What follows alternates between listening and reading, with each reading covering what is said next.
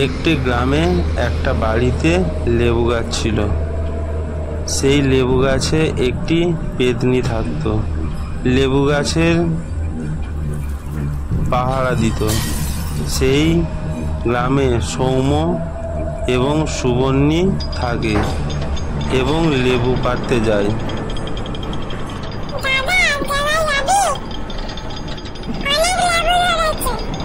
শুনেছি ওখানে পেতনি আছে, আমি যাব না বাবা।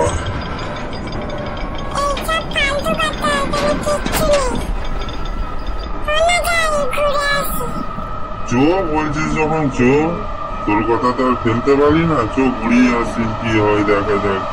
আমার তো প্রচুর ভয় লাগছে, দেখ আমার চোখটা উল্টে গেছে।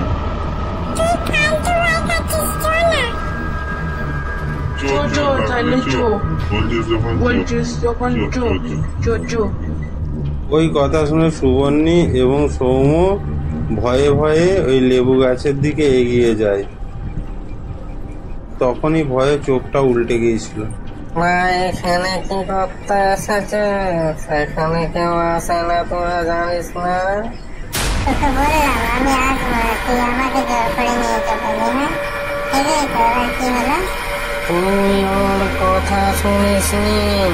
বড়দের কথা না শুনলে কি হয়? দেখ এবার তোর গলা মোটকাবো, এখনই তোর গলা মোটকাবো। ভয় মুটকে একদম লেবুর ভেতরে ভরে দেবো। দেখ তাহলে তোদের কি করি। দেখ ওরে ওরে, পালা পালা পালা, ধরলো ওরা মুখ থেকে বললো, পালা পালা পালা, দাঁড়িয়ে আমায় দাঁড়া। কারো কথা না শুনলে তার পরিণতি এরকমও হয়।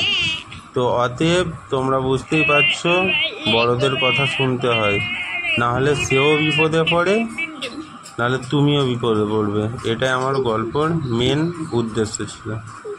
টাটা, আবার পরে দেখা হবে। আমার চ্যানেলটাকে অবশ্যই সাবস্ক্রাইব করবে এবং নোটিফিকেশান অন করবে, যাতে নতুন নতুন ভিডিও সবার প্রথম তোমাদের কাছে গিয়ে পৌঁছায়।